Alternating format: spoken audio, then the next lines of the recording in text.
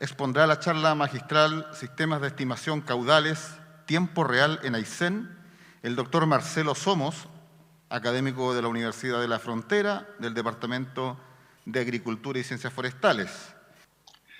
Muy buenos días. Quiero partir agradeciendo la invitación a este encuentro. Lamento no poder estar ahí en forma presencial. Hoy día me tocó hacer clases acá en Temuco, así es que no pude desplazarme hacia Coyhaique. Pero de todas formas, quería participar a través de esta presentación. Y bueno, el tema que me corresponde presentar hoy día está titulado Sistema de Estimación de Caudales en Tiempo Real en Aysén. Mi nombre es Marcelo Somos Valenzuela, yo pertenezco al Centro Guatamayín de Investigación en Cambio Global de la Universidad de la Frontera.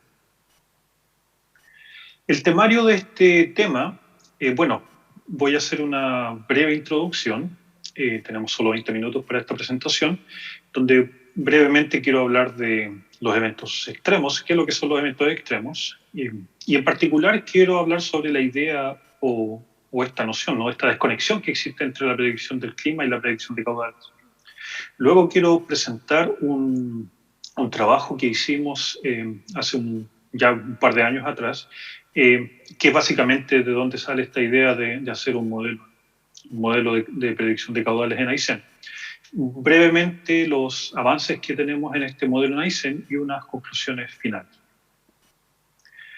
Entonces, bueno, directamente al tema que nos convoca. Y básicamente quiero hablar de los eventos extremos. Entonces, cuando hablamos de eventos extremos, estamos hablando de un evento que es raro, en un lugar particular, en el tiempo y en un momento del año. Entonces, sin ir mucho en detalle a hablar de estadística ni nada por el estilo, pero sí lo que quiero comentar es que básicamente todos los eventos en la hidrología, ya sea precipitación, caudales, temperatura, se comportan de cierta manera y son característicos de un cierto lugar. Entonces, cuando hablamos de eventos extremos, estamos hablando de eventos que van a estar generalmente en una distribución probabilística o una distribución estadística, van a estar en los límites. Entonces, estamos hablando de eventos que son muy fuertes o eventos que son muy suaves. Por ejemplo, temperaturas muy altas o temperaturas muy bajas generalmente son eventos raros durante un año. Por lo tanto, se asumen como, a eso se le llama eventos extremos. Entonces, en este caso, en esta curva estarían los eventos que están en los límites y tienen una baja probabilidad de ocurrencia. ¿Qué es lo que pasa? Que nosotros ahora, como tenemos, digamos, el efecto del cambio climático, estas curvas se han ido moviendo, por lo tanto los promedios se han ido moviendo de dirección, ya sea hacia mayor intensidad o hacia menor intensidad. Por ejemplo, si hablamos de lluvia, si tenemos un producto del cambio climático, si tenemos que la curva se mueve hacia abajo, significa que vamos a tener menores caudales y años más secos. Por el contrario, si tenemos que esta curva se mueve hacia arriba, significa que vamos a tener una mayor cantidad de inundación.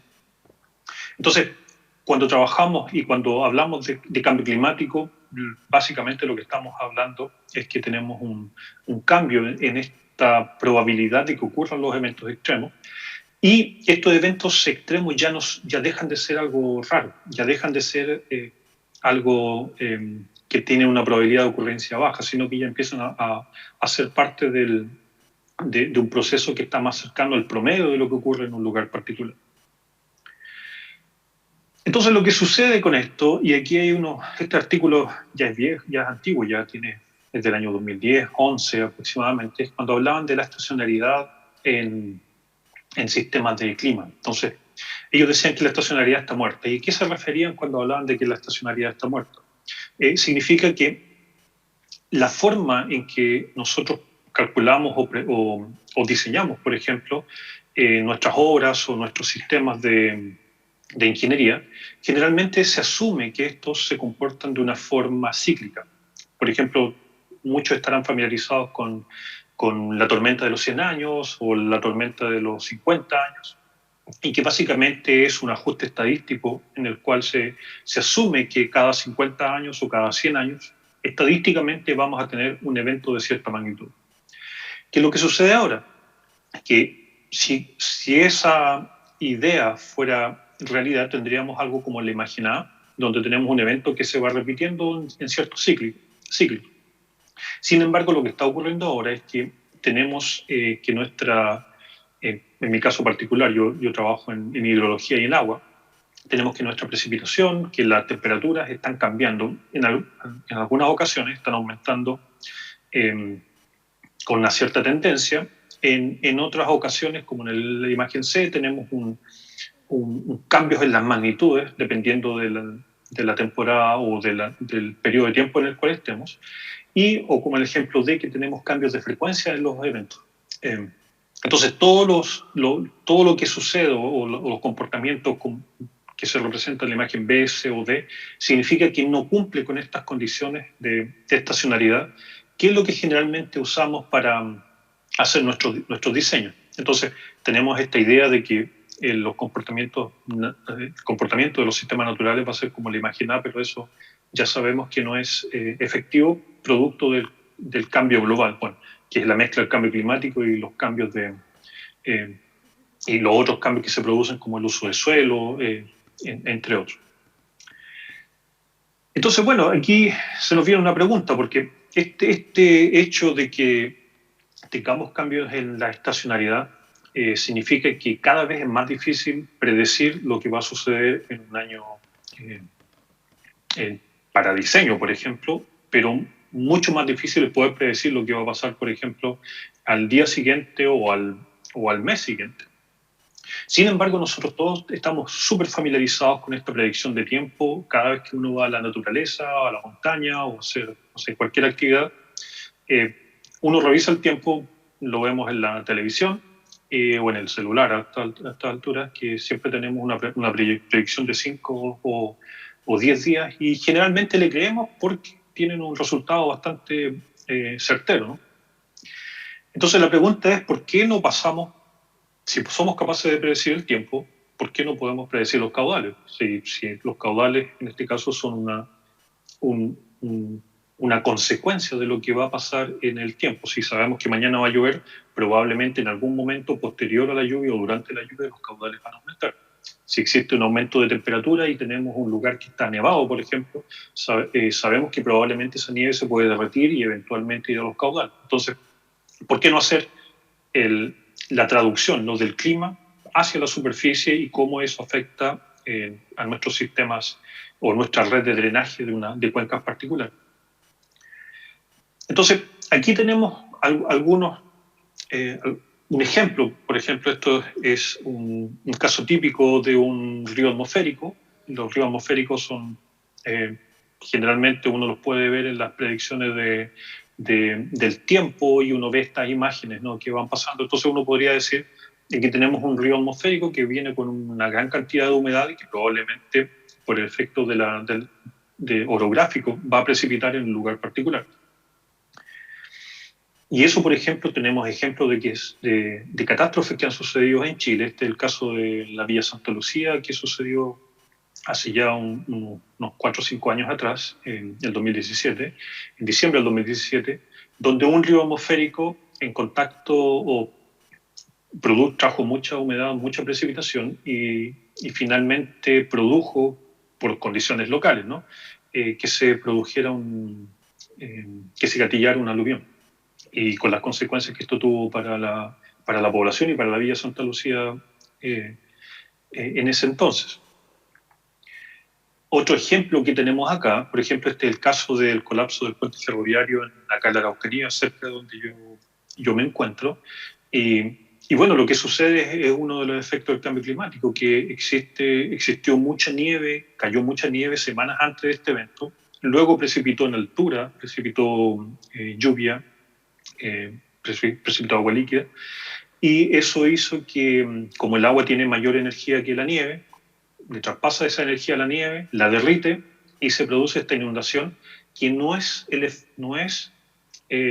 precisamente efecto de la gran cantidad de agua que haya caído, sino que es porque había agua acumulada en forma de nieve.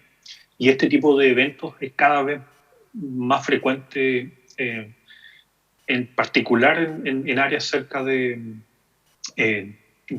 Pacífico. Este estudio fue hecho en en la zona norte de Estados Unidos, y nosotros acá tenemos comportamientos muy similares en el sur de Chile. Entonces, bueno, aquí les quiero comentar un poco de un esfuerzo que hicimos hace unos años atrás. Este es el National Flood Interoperability Experiment, donde lo que quisimos hacer, bueno, nos hicimos esta misma pregunta y dijimos, tratemos de mejorar o de hacer una predicción de caudales que sea informada por este pronóstico del tiempo, ¿no? Entonces, el objetivo era construir esta plataforma de investigación para caudales a escala nacional. Y una de las cosas que a mí me gustaría comentar acá, y que es súper importante para nosotros, es que este es un esfuerzo. Aquí puse un montón de instituciones abajo, de logos de instituciones, y el objetivo de eso es para demostrar un poco que este no es un esfuerzo de una universidad o un centro de investigación. Este es un esfuerzo del gobierno, de la empresa privada, de las universidades, ONGs que están disponibles, etcétera. ¿Por qué? Porque es un tema de importancia para todos y no es un tema sencillo. Entonces necesitamos de la expertise de todos y de los recursos de todos y de los esfuerzos de todos. Entonces, las tareas que teníamos en ese momento a cumplir en un año era aumentar la resolución espacial de los puntos en que se calculan predicciones de caudal en una red que se llama NHD Plus, y mejorar la resolución temporal de la información también. La idea era poder entregar, ojalá, predicciones de caudales cada una hora por los siguientes 15 a 20 horas. Entonces, cuando hablábamos de mejorar la resolución espacial, es porque, bueno, aquí nosotros, en ese entonces en Estados Unidos tenían un modelo de predicción de caudales en aproximadamente 3.500 puntos. Y lo que nosotros logramos, o nuestro objetivo, era poder usar esta red de NHD Plus, que tiene en el orden de 2.67 millones de puntos. Entonces queríamos pasar de 3.500 a casi 3 millones de puntos de predicción de caudales en el país. Eso es mucha resolución. Y también aquí hay un concepto que se acuñó en ese entonces, que era hacer hidrología a escala de calle. Porque generalmente nos encargamos de los ríos grandes, ¿no? Pero la población no vive solamente cerca de los ríos grandes, sino que también vive distribuida en el territorio, y generalmente tienen un estero, un cauce muy pequeño que pasa cerca de ellos, y eso también los tenemos que atender de alguna manera. Entonces, bueno, ahí ocupamos algunos métodos simples, por ejemplo, para hacer el routing o el ruteo del agua en los cauces. Ocupamos un método que se llama Muskingum. A través de este fue un modelo desarrollado por un investigador que ahora está en JPL en NASA. Y como les digo, un poco para mostrar la cantidad de gente que se involucra en este tipo de esfuerzos. También tuvimos la posibilidad de contar con ingenieros desarrolladores de software en Esri que nos generaron herramientas específicamente para este experimento. Y bueno, ellos hacían como una automatización, ¿no?, del proceso de generación de información. Y también contábamos con un modelo que es utilizado para estudios regionales de hidrología, pero que tiene la posibilidad de, a pesar de ser un modelo regional, de poder ser ocupado a una alta resolución, que es este modelo del WarFighter, que es desarrollado en NCAR en Colorado. Y este modelo es parte de lo que también está desarrollado en la Universidad de Texas, que es parte de este sistema, y básicamente lo que hace es la hidrología. Entonces aquí ustedes pueden ver que toma en cierta medida componentes de clima, que es lo que les hablaba. Nosotros tenemos esa predicción, y en este caso ocupa temperatura, ocupa precipitación, ocupa radiación solar, humedad relativa, entre otras, y hace el balance de energía y masa para poder finalmente determinar cuál es la escorrentía que va a llegar a un cauce. Determina un montón de otras cosas, pero para efectos de lo que queremos hacer nosotros nos interesa solamente la escorrentía en este momento. Y algo súper importante que había disponible en ese momento es que teníamos información meteorológica en alta resolución disponible. Y eso es una brecha importante que tenemos acá. Entonces teníamos acceso a esa información en tiempo real, y teníamos la libertad de poder usarla en este modelo. Entonces, ¿qué es lo que hacíamos en ese experimento? Lo que hicimos fue, básicamente, teníamos una predicción de clima en tiempo real y en un momento X nosotros lanzábamos el modelo y podíamos hacer una predicción a un cierto periodo hacia adelante, ¿no? En este caso creo que eran como 15 horas. Luego partíamos nuevamente y volvíamos a hacer esta predicción y cada 3 horas corríamos el modelo y cada 3 horas podíamos hacer una predicción de 15 horas hacia adelante. Entonces la idea de este sistema es que estaba corriendo en un computador, en un servidor que puede ser en la nube, o en un clúster en algún centro de computación, y en forma automática descarga datos, procesa datos, ejecuta un modelo y lanza un pronóstico de caudales en este caso particular.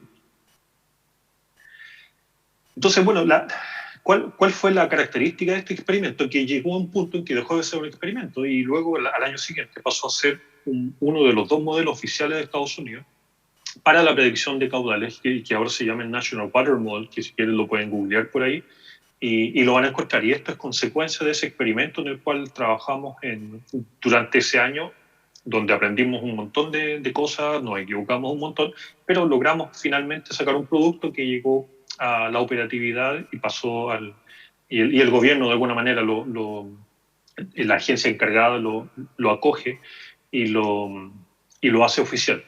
Entonces eso significa que ahora tienen presupuesto para mantención, tienen un equipo de científicos, de ingenieros, de gente trabajando permanentemente mejorando este sistema, que esa es una de las cosas que se tiene que hacer en forma continua. Entonces, bueno, aquí hay un ejemplo de cómo se ve esto cuando deja de ser solo código, deja de ser solo palabras y se va y en forma más gráfica podemos ver cómo interactúa básicamente. Aquí ustedes pueden ver pulsos de agua corriendo por este sistema de canales, de ríos, y cada uno, si superpusiéramos las nubes acá, básicamente en cada una de esas zonas donde nacen estos pulsos de agua, tendrían una nube pasando que está descargando agua y que ustedes ven cómo se transmite hacia aguas abajo y eventualmente nosotros podemos saber dónde va. Si sabemos dónde cae el agua, sabemos dónde va a ir y podemos calcular el tiempo, por ejemplo, que se va a demorar en llegar a ese lugar, y si tenemos una inundación podemos evacuar gente, no sé, prevenir o cortar carreteras para evitar ciertos derrumbes, etcétera, etcétera. Las aplicaciones yo creo que esas son un poco obvias, ¿no? Yo creo que todo el mundo puede, si sabe que viene una inundación, sabe que no tiene que llegar a ese punto, etcétera, etcétera. Entonces, bueno, de ahí pasamos a este modelo, esta configuración de este modelo en Aizen.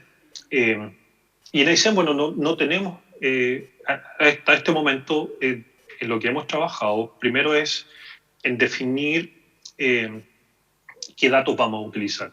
Tenemos que definir primero el área, que esto también está en conversación aún, donde vamos a trabajar. Tenemos que generar condiciones iniciales, que esos son puros datos que tenemos que descargar de la internet, ver qué es lo que hay disponible en la zona. Tenemos que preparar los datos meteorológicos y todos esos códigos ya los tenemos generados. Hemos trabajado ya un tiempo donde ya tenemos el proceso de automatización para poder hacer este sistema en tiempo real. Entonces, bueno, una de las cosas que tenemos de los datos que estamos utilizando ahora es estos son datos de ERA 5, que una de las características que tiene este dataset es que tiene una resolución temporal muy buena. Nos entregan un dataset, un producto climático para todo el planeta en